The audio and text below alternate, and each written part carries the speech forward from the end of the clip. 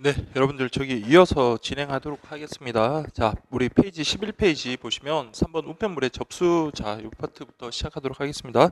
자, 1번 보시면 우편물을 접수할 때는 발송인 수취인 등의 기재사항이 제대로 적혀 있는지 먼저 확인해야 하는데, 자, 이때 여러분들 위반 사항이 있다 그러면요, 접수 바로 거절하면 안 되고 뭘 요청해야 될까요? 보완을 요청을 합니다. 보완을 요청했는데도 불구하고 그 보완 요청에 불응할 때 그때 뭡니까? 접수를 거절할 수 있다. 이렇게 가야 돼요. 그래서 1번은 맞는 지문입니다. 자, 2번, 3번은 여러분들, 자, 우리 접수와 관련해서 이제 나올 만한 거는 그 독극물하고 그런 것들, 뭐 독극물이라든지 생병원체 같은 거, 이런 거. 자, 일단 접수가 가능하다는 거 알아두시고요. 다만 요 두 가지 종류 이상의 독극물 같은 거는 함께 포장할 수 없다라는 거 두 번째로 알아두시고요. 세 번째는, 자, 우리가 독극물을 가능하다고 했는데 그때는 어떤 걸 기재해야 된다? 발송인의 자격과 성명을 기재해야 된다는 거. 수치인까지는 필요 없습니다. 그것만 아시면 여러분들 2번 보세요. 자, 위험물이라고 표시하고 발송인과 수치인, 자, 수치인 아니죠. 발송인의 자격과 성명을 모두 적어야 한다. 또한 뭡니까? 두 가지 이상 종류의 어떤 독극물을 함께 포장해서는 안 된다. 이렇게 되겠죠. 그 후단의 설명은 맞는데 그 수치인의 자격 그 부분이 틀렸네요. 그래서 2번 X 이렇게 하시고요. 3번 독극물의 생병원체 같은 위험물질은 접수를 거부한다. 아닙니다. 접수는 가능합니다. 다만 이제 뭐 포장을 새지 않도록 튼튼하게 잘 포장했는지 그거 확인하고요. 발송인의 자격과 성명을 적으면 된다. 이렇게 보시면 되겠습니다. 자, 그 다음에 이제 4번이 그 통상 우편물, 소포 우편물 관련해서 규격 있죠. 제한 부피라든지 무게라든지. 자, 우리 앞에서 우편 그 봉투 있죠. 봉투랑 엽서의 그 규격이랑 마찬가지로 이것도 여러분들 비록 2016년도에 통째로 그냥 문제가 나왔었지만 여러분 또 한 번 더 꼼꼼하게 확인하셔야 되고요. 자, 이 부분은 자 2016년도처럼 단순하게 암기를 했는지 안 했는지 그걸 물어볼 수도 있고요. 또한 또 케이스 사안으로 충분히 질문할 수 있는 그런 사안입니다. 그래서 매년 저기 케이스 문제들이 하나씩 나오고 있잖아요. 그래서 어쨌든 여기 있어도 그 케이스 문제를 대비해 가지고 자, 어떻게 접수를 했는데 규격이 어떻고 무게가 어떤데 과연 이게 통상 우편물로서 접수가 가능한 것인지 아니면 소포 우편물로 접수가 가능한 건지 그러면 보완을 요청해야 되는데 보완을 어떻게 요청을 하고 그때 어떻게 응하면 되는지 그런 것들 여러분들 확인하시면 되겠습니다. 자, 그래서 여러분들 4번 보세요. 통상 우편물에서 서신 등의 의사 전달물과 통하는, 자, 통상 우편물 제한 규격과 관련해 가지고요. 통상 우편물 중에서 서신, 다음에 의사 전달물 통하고 그다음 소형 포장 우편물은 별개로 구분하셔야 돼요. 특히나 소형 포장 우편물 같은 경우는 소포하고 잘 구분하셔 가지고 35cm를 기준으로 한다라는 거 그것도 확인을 하시고요. 자, 그래서 여러분들 가로 세로 두께를 합하여 다 더하여 90cm 맞습니다. 자, 이거는 세 변의 길이를 더한 값이 90cm다. 그래서 최근에 제가 모의고사 여러분들 어디서 출제했는지 모르겠는데 그 냈을 때 어떻게 냈어요?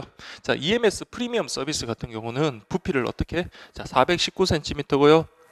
자, 이때는 가로, 세로, 높이가 있다면 가장 긴 변을 높이로 잡아버리고 나머지 두 변의 길이의 합에다가 곱하기 2를 한 다음에 높이를 더하는 거였습니다. 그게 419cm를 초과하면 안 되고요.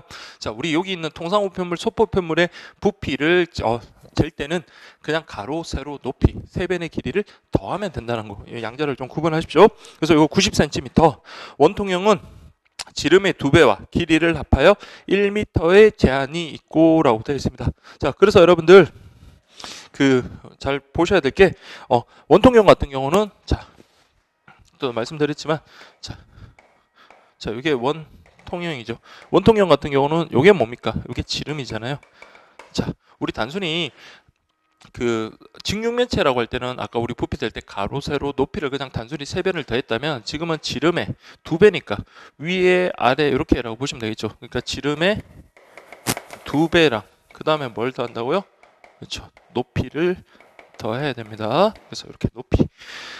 그래서 지름의 2배와 길이, 높이나 길이를 합하여 1m의 제한이 있고 맞습니다. 자, 원통형 같은 경우는 자, 서신 등 의사 전달물은 1m. 이런 제한이 있고요.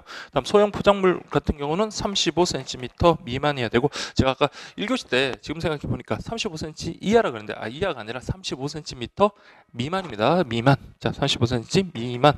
그다음 소포 편물은요. 35cm 이상. 요게 이제 원통형 이렇게 보시면 되겠습니다. 그래서 소형 포장물은 부피가 가로 세로 두께를 합하여 35cm 미만, 맞죠? 원통형은 지름의 2배와 길이를 합하여 35cm 미만이라는 제한이 있다.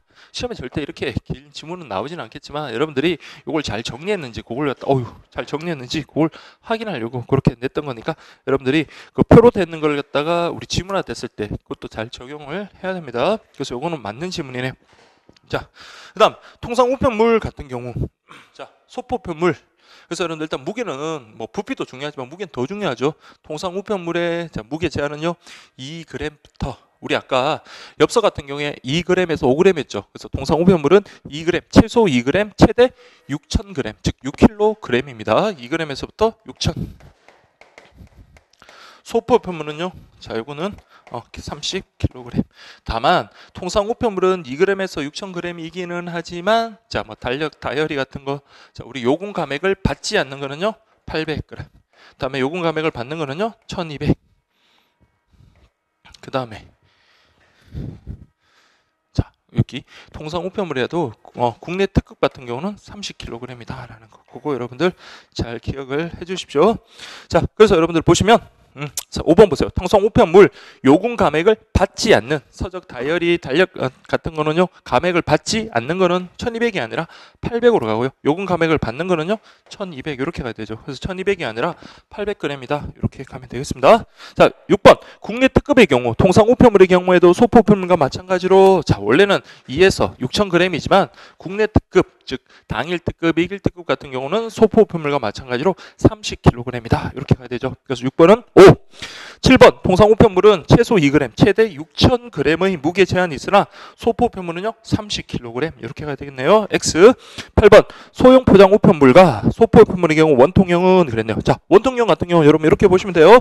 서신 등의 의사 전달물 같은 경우는 지름의 2배와 길이 또는 높이를 더하여 1m 이렇게 나는 제한이 있고요. 그다음에 소형 포장 우편물은 35cm 미만, 소포 우편물은요 35cm 이상이다 이렇게 구분하시면 돼요. 그래서 8번 보시면 소형 포장 우편물과 소포 우편물의 경우 원통형은 지름의 2배와 길이를 합하여 35cm를 초과할 수 없으나, 자, 요거는 소형 포장 우편물에만 해당되는 거고요. 저기 소포 우편물 같은 경우는 35cm 이상이 돼야 되는 거죠. 그렇죠? 여기 두 개 같이 묶이면 안 됩니다. 이거 잘못됐네요. 근데 뒤에 나오는 서신 등의 의사 전달물 통화의 경우 원통형은 지름의 2배와 길이를 합하여 1m를 초과할 수 없다. 맞는. 그래서 후단은 맞지만 그 앞에 전단의 설명이 틀렸기 때문에 8번은 X 이렇게 가시면 되겠습니다. 다음에 9번. 자, 이게 막 자, 주원이가 소은이에게, 자, 이게 뭐 제 조카들인데 어쨌든 자, 보세요. 주원이가 소은이에게 가로, 세로, 높이인 포장 박스에 자신이 만든 로봇을 보내려고 한다면 우편물 접수가 가능하다 이렇게 지금 되어 있네요. 자, 지금 일단 보시면 로봇이네요. 로봇이면 서신은 아니고요, 의사 전달물 아닙니다. 통화도 아니고요. 단지 문제는 이게 물건이기 때문에 소형 포장 우편물로서 통상 우편물인지 아니면 물건으로서 소포 우편물인지 그것만 여러분 구분하시면 되겠죠. 근데 지금 가로, 세로, 높이 다 합하면요 90이랑 40이랑 20이네요. 90, 40, 20. 그래서 이건 150이 되겠네요. 150. 그러면 자, 여러분들, 자, 우리 소형 포장 우편물과 소포 우편물을 구분하는 기준은요 35cm라고 그랬죠. 그러면 이거는 소포 우편물로 갑니다. 그럼 소포 우편물의 최소 규격인 35는 초과했으니까 어쨌든 소포 우편물로 접수는 하되, 다만 최대 부피를 초과하는지. 최대 부피는요, 그렇죠, 소포 우편물 같은 경우는 160cm입니다. 가로, 세로, 높이. 다만 1m를 초과할 수 없다. 즉 가장 긴 변의 길이가 1m를 초과할 수 없다. 그렇게 우리가 정리했잖아요. 그래서 자, 여기 보시면 90, 40, 20이니까 맞죠? 150은 160cm 이내고요. 그 다음에 자, 우리 가장 긴 변의 길이가 90이었으니까 가장 긴 변의 길이가 1m를 초과할 수 없다 했으니까 이 부분도 맞죠? 그러니까 이 부분도 규격에 포함이 되는 겁니다. 일단 부피 제한은 통과했고요. 다만 이제 무게도 있네요.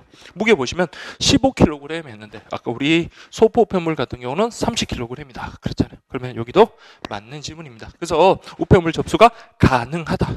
5 이렇게 하시면 되겠습니다.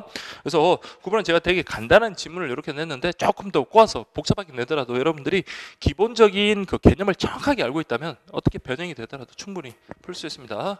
그래서 여러분도 모의고사를 좀 쳐보셨으면 아시겠지만, 그러니까 시간 배분이라는 게 좀 중요해요. 좀 빨리 풀 수 있는 건 빨리 푸시고요. 이런 것들은 좀 꼬아서 내면 되는 거기다 좀 시간 배분을 좀 잘 해주셨으면 좋겠습니다. 자, 그 다음 여러분들 4번 국내 우편물의 부가 서비스라고 했는데, 등기 취급 제도, 뭐 등기 취급 제도와 관련해서 여러분들 개념 그거 확인하는 의미입니다. 시험에 뭐 나오더라도 뭐 틀리진 않겠죠. 보시면 우편물의 접수부터 받는 사람에게 배달되기까지의 전 과정, 그 취급 과정을 갖다가 기록하죠. 기록을 하고요. 그 다음 등기 취급된 우편물만이 손해배상이 된다. 여기 자, 요 뒤 후단의 설명이 조금 애매하긴 한데 맞는 지문으로 그렇게 보십시오. 그래서 원래 국제 우편 쪽으로 가면 등기 취급이 안 되더라도 뭐 국제 소포라든지 그런 것도 손해배상이 대상이 되지만, 어쨌든 국내 우편과 관련해서는요 등기 취급된 우편물만이 손해배상이 된다라는 걸 원칙적인 규정으로서 맞습니다. 그래서 이거는 맞는 지문이다 이렇게 확인하시면 될 것 같고요. 자, 이게 조금 문제가 될 수도 있긴 한데 어쨌든 여러분 뭐 등기 취급된 것을 여러분 전체적으로 손해배상의 대상이 된다 이렇게 좀 보시면 되고요. 그다음 우리 앞에서 우편 서비스의 종류, 보편적, 선택적 우편 서비스 했을 때 역시 등기 취급된 것도요 똑같습니다. 기준은 자, 동상 우편물은 2kg 이하, 그다음에 소포 우편물 같은 경우는 20kg 이하의 등기 취급한 물건이라면 등기 취급한 소포 우편물이라면 보편적 우편 서비스 대상이 됩니다. 그래서 이거 등기 취급이 되는 우편물의 경우에도 보편적 우편 서비스의 대상이 될 수 있다. 오, 이렇게 가면 되고요. 자, 그 다음에 여러분들, 자, 등기 취급과 관련해서 국내 우편에서는 여러분들 그 보험 등기 있잖아요. 그래서 우리 보험 취급하는 것들, 그래서 네 가지가 있었잖아요. 특히 이제 물품 등기라든지 안심소포 관련해서 어떻게 우리가 규정을 지었어요? 그래서 물건의 어떤 객관적 가치를 갖다가 보험에 드는 거 아니에요. 그래서 객관적인 가치가 없더라도 자, 발송인이나 뭐 발송인이죠. 발송인이 이게 주관적 가치, 그 사람한테 가치가 있다고 느껴지면 그것을 보험가액을 적으면 되는 거예요. 객관적 가치와 상관없이 적습니다. 나중에 문제가 됐을 때는요, 보험 그 봉투에 표기됐던 금액이 있죠. 그걸 그냥 보상받으면 되는 거예요.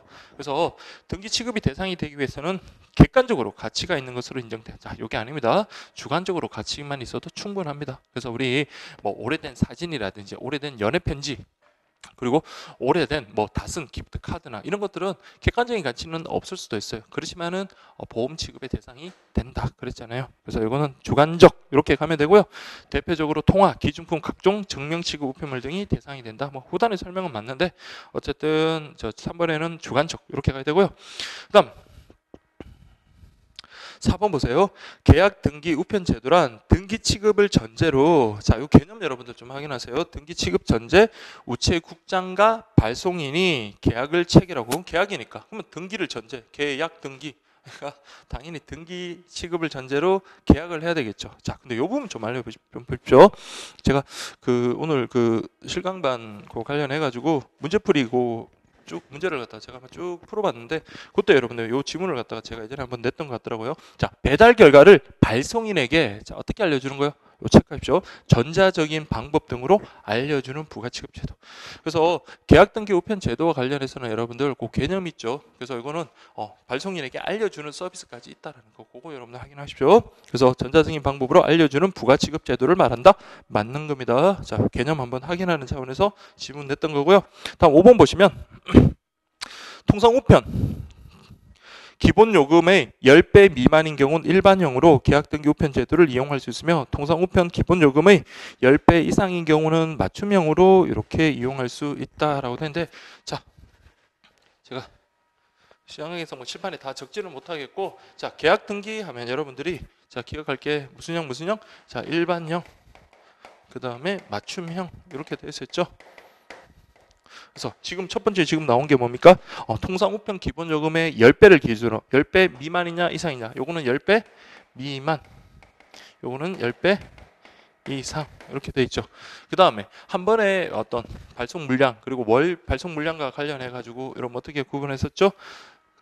자, 요거는 1회 500 and 그 다음에 월 만 이렇게 됐었죠.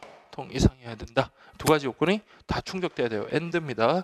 요거는 제한이 없다. 이렇게 있고요.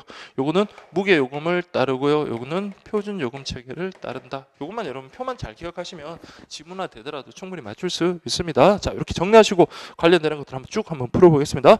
자, 그래서 여러분들 5번은 맞는 지문이죠. 5번은 맞고요. 6번 일반형은 그렇네요. 표준 요금. 일반형은 무게 요금. 제가 이러다 한번 넘어지겠습니다. 자, 그 다음에 맞춤형의 경우는 자, 무게에 따라서 요금 자, 맞춤형은 표준 요금 제도. 순서가 바뀌었네요. 그래서 6번 X. 7번은요. 일반형은 한 발송인이 1회 500통 이상이나 이게 더 정확하게 이상이나 또 월 10,000통 이상을 발송하는 경우에 하나, 맞춤형 경우는 1회 및 월 발송 물량에 제한이 없다라고 되어 있네요. 자, 여기도 없다. 이래. 근데 여기 뭐가 틀렸어요? AND가 돼야 되겠죠. 그래서 이거는 잘못됐습니다. 이상이고 이렇게 돼야 되겠네요. 그래서 7번에는 1회 500통 이상이고 월 10,000통 이상을 발송하는 경우 이렇게 되겠습니다. 그래서 7번도 X 그렇게 보시면 되겠습니다.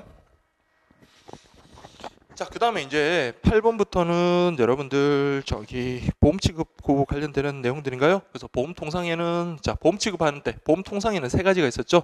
첫 번째가 통화 등기, 두 번째가요 물품 등기, 세 번째가 유가증권 등기고요. 그다음 물건을 대상으로 하는 소포 변물 이걸 대상으로 하는 보험 취급은 안심 소포가 있었습니다. 그래서 여러분들 대금 교환은 여기에 들어가는 거 아니에요. 그래서 요거 좀 구분하시고, 그리고 우리가 보낼 수 있는 가액들, 그 양자 좀 비교하시고, 그리고 구체적인 내용들도 중요하니까 이 보험 취급과 관련되는 내용들 잘 정리해 주시기 바랍니다. 자, 그러면 여러분들 보시면 8번 볼게요. 통화 등기란 우편으로 현금을 직접 수취인에게 배달하는 제도. 자, 그렇죠. 통화 등기는 현금을 그냥 집어넣고 직접 발송하고요. 수취인이 그대로 수령하는 겁니다. 맞는 지문이네요. 근데 취급 중에 잃어버린 경우에 통화등기 금액 중 일부, 자, 이때는 통화등기 금액의 일부를 변상해 주는 게 아니라 통화등기 금액의 전액을 변상해 줍니다. 그래서 일부란 말이 틀렸고요. 전액을 변상해 주는 보험 취급의 일종이다. 그렇죠. 일부가 아니라 전부. 8번은 X. 9번 우편을 이용해서 현금을 직접 수취인에게 배달하는 제도는 없지만이 아니라 우리 방금 봤지만 통화등기라는 게 직접 현금을 배달해주는 서비스, 보험 취급이 있었죠. 그러니까 없지만이 틀렸네요. 우편한 제도를 이용해 가입 계좌 없이도 현금을 송금할 수 있다. 자, 어쨌든 앞에 전달의 설명이 틀렸고요. 그 다음에 10번 보시면 자, 통화등기 같은 경우는 국내 통화만 지급한다. 그렇죠? 그리고 가액은요. 물론 이제 10원 미만의 단수는 붙일 수 없으니까 10원 이상이라 해도 좋고, 그 말이 없더라도 어쨌든 자, 제가 돈과 관계되는 거는요. 100만 원. 그다음 물건과 관계되는 거는 300만 원 이하다. 그렇게 기억하시면 됩니다. 그래서 통화등기하고, 그리고 보험 취급은 아니지만 뒤쪽에 나오는 대금 교환 같은 경우는 100만 원 이하고요. 그다음 물건과 관계되는 물품 등기, 그리고 안심소포는 300만 원 이하, 이렇게 구분하시면 돼요. 그래서 최저까지도 같이 해야 되겠네요. 그래서 자, 통화등기는 어떻게 했죠? 그래서 100만 원 이하, 물품 등기는요 300만 원 이하, 그다음 유가증권 등기는요 2천만 원 이하인 수표 등. 그 다음에 안심소포는요, 자, 이게 이제 최저 금액에 좀 주의를 요하죠. 10만 원 이상, 10만 원 이상, 자, 300만 원 이하, 이렇게 되고요. 그 다음 이제 별도예요. 대금 교환, 물건을 갖다가 직접 전해주고, 거기다 현금을 추심하는 그 대금 교환과 관련해서는요, 100원 이상 100만 원 이하, 이렇게 보시면 되겠습니다. 그래서 대금 교환당 통화등기 같은 돈과 관계되는 거는 100만 원 이하다, 그렇게 보시면 되겠습니다. 그래서 우리 10번 보시면 통화등기의 경우 국내 통화만 취급하며 최저 10만 원. 자, 최저 10만 원이 들어가는 건 안심소포였죠. 그래서 이거 10만 원 틀렸고요. 100만 원 이하의 한도가 정해져 있으며 등기 취급 우편물로 발송해야 한다. 자, 그래서 우리 보험 취급되는 거 네 가지는 다 공통점이요. 그래서 등기 취급된다라는 점은 공통점입니다. 그래서 어쨌든 10번 X. 11번은요. 자, 물품 등기라는 것은 자, 이건 통상 우편물을 대상으로 하고요. 크기에 비해서 가치가 큰 것들이 있죠. 그런 것들도 가능할 뿐만 아니라 아까 말씀드린 것처럼 객관적인 가치는 전혀 없더라도 나한테만 가치가 있다면 물품 등기로 보낼 수 있다라고 했습니다. 그래서 11번 보시면 물품 등기란 기금속, 보석, 옥석 및 그 밖의 기중품이나 주관적 가치가 있다는 것을 있다고 신고하는 것을 보험 등기 봉투 속에 넣어 수취인에게 직접 전달하고 만약 중간에 이게 훼손되거나 망실되었다면 자 물품의 객관적인 가치를 배상한다. 자 우리 배상은 어떻게 한다고요? 자 물품 가액은 그 발송인이 적으면 되거든요. 이때 이제 그 취급 담당자는 전혀 관여할 필요 없어요. 근데 많이 적으면 좋긴 좋겠지만 뭡니까? 그만큼 적을수록 수수료는 올라가잖아요. 그래서 적당한 금액을 적고 그리고 내가 꼭 그걸 훼손되기를 바라는 사람처럼 그렇게 적어서는 안 되잖아요. 그래서 여러분들 적절한 금액을 적고요. 그 봉투 표면에 우리가 보험 가액을 적은 금액 있죠. 그걸 우리가 받는 겁니다. 그래서 우리 국제우편과 관련해서 국제보험소포 있잖아요. 그때는 어떻습니까? 보험 가액의 범위 내에서 실제 손해액과 그리고 우편 요금을 배상한다라는 거 그거랑 여러분 구분하시면 되겠습니다. 자 그리고 여러분들 물품의 객관적 가치를 배상한다. 요건 틀렸고요. 그 다음 통상 우편물과 소포품을 모두 이용될 수 있다라고 하는데 자 통상 우편물은 물품 등기로 가고요. 소포품물은 안심소포로 가면 되겠습니다. 그래서 어쨌든 X. 다음 물품 등기는 자 보험 소포가 아니라 보험 통상 우편물 이렇게 구분돼야 되겠죠. 그다음에 사용된 유가 증권이라든지 기프트 카드 같은 경우는 지금 가치가 없는 거잖아요. 그래서 이거는 자 안심소포로 가는 게 아니라 물품 등기, 자 물품 등기로 가서 취급한다. 그리고 유가 증권 등기로는 취급할 수 없겠죠. 다 쓴 거니까 사용한 거니까요. 그래서 13번도 X, 12번도 X, 다음 14번 같은 경우 아까 우리 잠깐 얼핏 말씀드렸지만 물건의 어떤 대금을 주심을 갖다가 의뢰받은 물건을 보내고 거기다 돈을 받아오는 거 요걸 뭐라고 합니까? 그렇죠. 물건과 돈을 교환하는 거니까 대금 교환입니다. 그래서 특별 송달이라고 한다. 요게 틀렸네요. 14번 X. 그다음에 특별 송달이라는 거는 여러분들 밑에 나와 있는 것처럼 형사소송법이 아니라 민사소송법의 그 규정에 의해서 지정된 서류에 한해 그 서류니까 뭡니까? 통상 우편물에 한하여 취급한다 맞고요. 그다음에 민사소송법 그 187조인가요? 187조에서 정한 서류 그걸 갖다가 보내는 겁니다. 그래서 여러분들 특별 송달 같은 경우는 통상 우편물에 하나잖아요. 그렇죠? 그렇기 때문에 자, 이거는 뭐 등기가 전제로 하는 거지만 자, 우리 배달 기한 어땠습니까? 접수한 다음 날부터 3일 이내다. 그렇게 보시면 되겠습니다. 자, 그래서 여러분들 15번 형사소송법 아니고요. 16번 자, 이건 소포 우편물이 아니라 통상 우편물에 하나에 취급한다. 이렇게 돼야 되겠고요. 다음에 17번 보시면 17, 18, 19번 민원 우편인데 자, 민원 우편과 관련해서 여러분들 그냥 민원 관련되는 민원 서류 있죠. 근데 그 민원 서류가 모든 걸 대상으로 하는 게 아니라 자, 누가 정하는 우정사업 본부장이 정하는 민원 서류에 하나요. 자, 우리 민원 서류 관련되는 요금 취급 수수료 받아주고요. 거기에 관련해서 서류 떼다가 주는 거다 이렇게 생각을 하시면 되겠습니다. 자, 민원 우편 같은 경우는 보통 우편물하고 똑같이 취급하거나 그런 거 아니에요. 일반 우편물보다 우선하여 취급을 해서 그래서 요거는 당일 특급은 아니고 이길 특급 그렇게 간다라는 거 그렇게 여러분들 확인해 주시면 되겠습니다.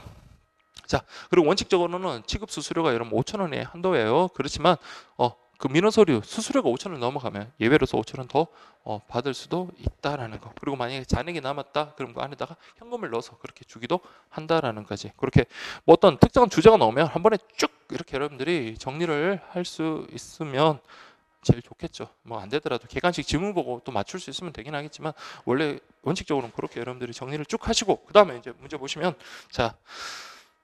잘 될 겁니다. 자, 17번 보시면 그러면 여러분들 뭐 보는데요. 무리는 없을까요? 민원 우편이랑 국민들의 일상생활에 필요한 각종 민원 서류를 관계기관에 직접 나가서 발급받는 대신 우편이나 인터넷으로 신청하고 그에 따라 발급된 민원 서류를 등기 취급, 그렇죠? 민원 우편 봉투에 넣어. 그래서 여기에는 민원 우편 봉투라고 있습니다. 거기다가 넣어가지고 주는 거예요. 그래서 일반 우편물처럼 좀 죄송한데 어쨌든 일반 우편물처럼은 아니고 일반 우편물보다 우선하여 취급하는 거죠.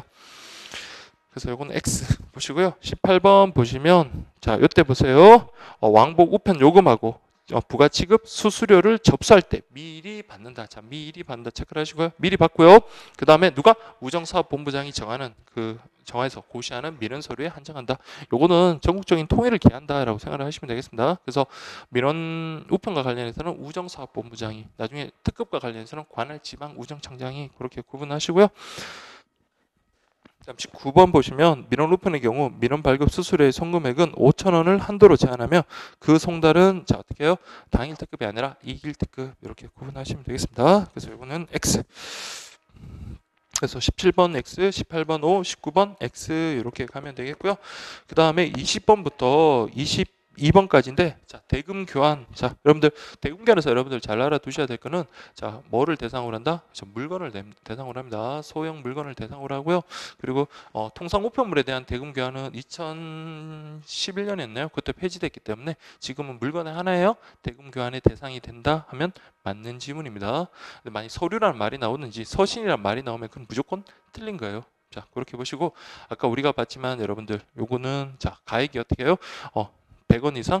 과거에 2016년도에 여러분들 시험 보신 분도 있고 안 보신 분도 계시지만, 그때 추가 공고가 나와가지고 대금 교환이 원래는 100원 이상 50만 원 이하였어요. 그러다가 추가 공고가 나와가지고 그 4월달 기억나요? 그때 이제 100원 이상 100만 원 이하로 그렇게 바뀌었던 게 바로 이겁니다. 그때 우편법에서는 두 개가 추가 공고가 나왔거든요. 그래서 IBRS, EMS 관련해서 우편 엽서하고 우편 봉투하고 엽서의 가격이 1,100원, 550원 했나요? 그렇게 바뀐 거. 원래 950원이었고 500원이나 그랬는데 그게 1,100원하고 500원. 하여튼 그렇게 바뀌었던 거랑, 여기 지금 대금 교환의 가액 그 범위 있죠. 100원 이상 100만 원 이하로 바뀌. 그래서 이거 2016년도에 나오겠다라고 하면서 막 이렇게 준비를 했는데 나오지는 않았습니다. 여러분들 이제 또 나올 때 됐으니까 아까 우리 보험 취급과 관련되는 거랑 잘 정리하시면 됩니다. 근데 요거 실제 시험 쳐 보니까 실강반에서 시험을 쭉 쳐보면 이거 틀린 분은 거의 안 계시더라고요. 그래서 여러분들은 잘 아실 겁니다.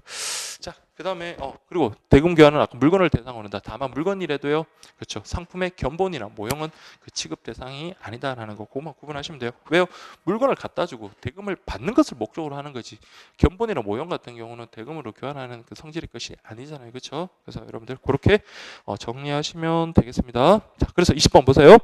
대금 교환 우편물은 등기 지급, 현금 출심을 요구하는 물건 대상이 될 수 있다. 여기에는 견본 모형 안 된다 그랬습니다. 그래서 이건 20번 X. 21번은요. 그렇죠. 등기 취급, 현금 출심을 요구하는 물건과 서류란 말 때문에 틀렸네요. 물건을 수취인에게 배달하고 그 대금을 수취인에게 받아 발송인에게 송금해주는 부가취급 제도다. 이렇게 돼야 됩니다. 그래서 21번 X. 22번은요. 100원 이상 100만 원 이하 이렇게 가야 되죠. X. 자, 그 다음에 여러분들 계약 등기와 관련해서 아까 일반형하고 맞춤형 이런 거 나왔었죠. 그렇죠? 자, 근데 여러분 보시면, 자, 우리 수취인 부담으로 우편물을 보냈어요. 근데 수취인이 없네요. 그러면 갔다가 다시 돌아옵니다. 그러면요, 갈 때 요금하고 올 때 요금 누구한테 받아야 되나요? 그렇죠. 요거는 발송인한테 받아야 되겠죠. 자, 그때 이제 갈 때 그 요금하고 반송 될 때 취급 수수료 있잖아요. 이걸 누구한테 받아야 되겠습니까? 당연히 보낸 사람한테 받아야 되는데, 다만 문제는, 자, 우리 맞춤형 같은 경우, 자, 이때는 뭐만 받는다. 그것만 잘 기억하시면 돼요. 자, 지문 한번 확인하겠습니다. 23번 보시면, 발송인이 수취인의 승낙을 얻은 경우 착불 배달 우편물로 접수했는데, 착불이네. 수취인 부담. 착불로 했는데 우편물이 수취인 불명, 수취 거절 등으로 반송되면 발송인에게, 그쵸, 요금뿐만 아니라 반송 수수료를 징수하지만, 맞죠? 그러니까 당연히 갈 때랑 올 때, 그러니까 반송 수수료까지 징수하지만, 다만 여러분들 일반형 안 해요. 맞춤형 계약 등기의 경우에는 반송 수수료만 징수한다. 아니에요. 구분하십시오. 반송 시수료가 아니라 우편 요금만 징수한다. 이렇게 보시면 되겠습니다. 그래서 23번 X. 다음 24번 보시면, 통화 등기의 경우 보험 등기 취급용 봉투를 이용하며, 물품 등기의 경우 물품 가액은 누가요? 발송인이 정하고 그 취급 담당자는요, 관여할 필요 전혀 없습니다. 그 가액은요, 물품 가액, 자, 물건이니까 300만 원 이하 이렇게 하면 되겠죠. 그래서 24번 O. 24번요. 그렇죠. 객관적 가치가 아니라 주관적 가치. 그래서 이거 객관적 가치를 초과하는 금액 마음대로 적어도 됩니다. 자, 우리 아까 다 쓴 사용단 사용한 그 기프트 카드라든지 유가증권 등기 같은 경우, 유가증권이 있죠. 사용한 유가증권이나 기프트 카드 같은 경우는요, 그건 객관적 가치는 제로잖아요. 그 쓰레기밖에 더 되겠습니까? 그렇지만 그걸 이렇게 누구한테 선물 받았다든지 아니면 나한테 기념이 될 만한 거다, 나한테 의미가 있는 거라면 물품 등기로 보낼 수 있습니다. 그래서 그 가액을 넘는 보험 가액을 적더라도 전혀 사기 보험이 되는 게 아니에요. 그래서 요거는 국제 그 우편과 관련해서 국제 보험소포 있죠. 객관적 가치를 적고 객관적 가치를 초과한 금액을 적어버리면 사기보험이 돼가지고 나중에 국제 손해배상에서의 어떤 면책에 해당될 수 있다라는 거, 그거 여러분 같이 연결해서 비교하시면 되겠습니다. 자, 그래서 여러분들 30 아니죠. 죄송합니다. 25번이죠. 그래서 이거는 객관적 가치 적을 필요 없고요. 그 다음에 객관적 가치 초과하더라도 이건 전혀 사기보험 아니다라는 거. 그래서 X. 그 다음에 26번 유가증권 등기라는 개념이네요. 자, 네 번째 줄부터 볼게요. 이때 망실하거나 훼손한 경우에는 보험등기 봉투 속에 우편한 증서나 수표의 금액을 배상해 준다. 자, 우리 보험등기는 여러분들 우리 보험등기 봉투에다가 뭘 씁니까? 보험 금액, 가액을 쓰잖아요. 그래서 그걸 배상해 주는 거예요. 안에 수표라든지 안에 그걸 갖다가 여러분들 배상해 주는 게 아닙니다. 그래서 우편한 증서나 수표의 금액을 배상해 주는 게 아니라 보험 동기 표면에 기재한 금액 있죠. 그걸 배상해 준다. 이렇게 가야 돼요. 그래서 26번 X. 다음 유가증권 등기는요. 2천만 원 이하 이렇게 가야 되겠죠. 그래서 27번 X. 28번요. 물품 등기니까 300만 원 이하. 그다음에 통화 등기 취급의 한도액은 100만 원 이하의 국내 통화. 그래서 물건은 300, 돈은 100만 원 이하. 그렇죠. 28번 맞는 질문입니다. 29번요. 안심소포 물건이죠. 보험가액 얼마요? 300만 원 이하. 이렇게 해야 되겠죠. 그래서 기금속, 기준품 등 사회통념상 크기에 비해서 가격이 높다라고 발송인이 신고한 것으로서 특히 뭐 취급에 유의할 필요가 있는 것. 뭐 나머지 설명은 맞는데 그게 500만 원이 아니라 300만 원 이하다라는 거. 그게 틀렸네요. 29번도 X. 다음 20번 같은 경우, 30번 같은 경우 금은 기금속 되게 부피가 작은 거죠. 근데 가치는 되게 높아요. 그냥 일반적으로 보냈다가 큰일 나겠죠. 그때 보험 취급할 수 있는데 자, 이때는 다 어느 쪽으로요? 그렇죠. 작은 부피면서 가치가 높은 거예요. 이건 물품 등기 보험 통상으로 갑니다. 그래서 금은동, 기금속과 다이아몬드. 자, 여러분들 기금속과 다이아몬드 관련해서 국제우편에서는 어떻게 우리 정리했었어요? EMS로 보낼 수 없다라고 그랬죠. 그렇지만 보험 서장으로는 보낼 수 있다라고 그랬잖아요. 그래서 그거랑 같이 다 연결해서 그렇게 정리하시면 되겠습니다. 다음 31번 보시면 안심소포의 경우 부패하기 쉬운 냉동 물품도 취급 대상이 됩니다. 다만 언제까지요? 이튿날까지도. 그래서 너무 오래 걸리는 거면 어떻습니까?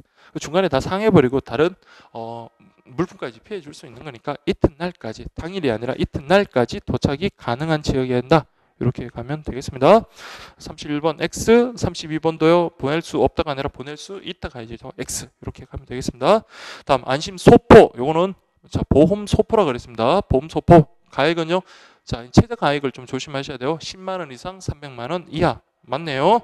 물건이니까 맞고요. 10원 미만의 단수 붙일 수 없으며 신고 가액은 물품 등기와 마찬가지로 발송일이 정하고요. 그리고 취급 담당자는 관여할 필요 없다. 그래서 여러분들 맞는 지문입니다. 33번 O. 34번 보시면 그 내용 증명이 뭡니까? 당사자의 일방적인 주장이에요. 그렇죠. 합의로 못 쓰는 게 아니잖아요. 내가 그 수취인한테 주장하고 싶은 거 그냥 쓰면 되는 겁니다. 물론 이제 내용 증명에 공소행속에 반하는 내용이라든지 사회질서에 반하는 그런 것들은 쓰면 안 되겠죠. 뭐 너 신체 포기, 내가 너한테 돈을 빌려줬는데 언제까지 갚지 않으면 너의 신체는 나의 것이 된다라는 신체 포기각서 같은 그런 내용을 적는다든지 그런 것들은 여러분 적으면 안 되지만 어쨌든 이건 당사자의 일방적인 주장입니다. 근데 그걸 갖다가 여러분들 우편관서에서는 어떤 내용의 문서를 언제 보냈다는 것을 공적으로 확인해 주는 것에 그치는데 그것을 법적 효력을 인정해 줘 버리면요, 그러면 말이 안 되는 거죠. 그래서 일방 당사자의 주장을 다 받아주지는 않습니다.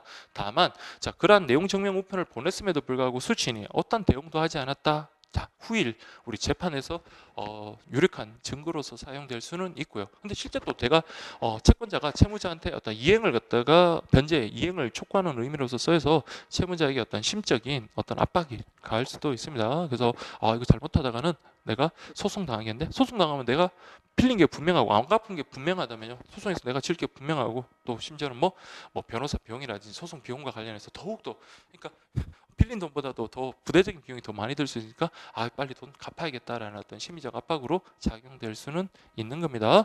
자, 그래서 내용 증명 관련해서 그런 내용들하고 그다음 또 부수적인 내용들 좀 그렇게 확인해서 쭉 보시면 어디까지입니까? 41번까지네요. 자, 그래서 우리 34번 관련해서는 특별 증명이 아니라 내용 증명이다. 이렇게 가면 되고요. 다음 35번 보시면 자, 내용 한번 읽어보시면 자, 후일 증거로 남길 필요가 있을 경우 뭐 최고하기 위해서 주로 이용되는 제도인데 맞죠? 그렇지만 이거는 뭡니까? 차후 법적에서 그 법적 효력이 인정돼요. 법적 효력이 인정되는 건 아니고 유력한 증거가 되고 그 내용 증명대로 법정에서 받아들여질지 아니면 기각될지는 뭡니까? 재판에서 서로 치고받고 다퉈야 되겠죠. 그래서 법적 효력이 인정되면라는 말은 틀렸습니다. 자, 그 다음에 36번 그렇죠.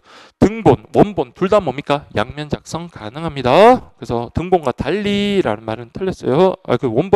등본과 달리 원본은 양면으로 작성할 수 없다. 어쨌든 문장이 틀렸네요. 등본과 양면 모두 양면으로 작성할 수 있다. 이렇게 가야 됩니다. 자, 그 다음 37번 보시면 내용 증명 우편에서 내용은 동일하나 2인 이상의 다른 수취인에게 발송하는 내용 증명 우편물을 우리가 뭐라고 한다? 동문 내용 증명 우편물이라고 합니다. 자, 제가 만약에 뭐 3명한테 집단을 어떤 공동 불법 행위를 당했다. 한마디로 3명이 저를 때렸어요. 그래서 제 치료비하고 정신적 피해 보상금이 300만 원이 나왔습니다. 그러면 갑을병 이 사람한테 돈을 갖다 치료비를 받고 정신적인 위자료를 받아야 돼. 돈을 안 주는 거예요. 그래서 내용 증명을 보냈습니다. 근데 여러분 보세요. 한 명씩한테 보내려면 어떻게 돼야 돼요?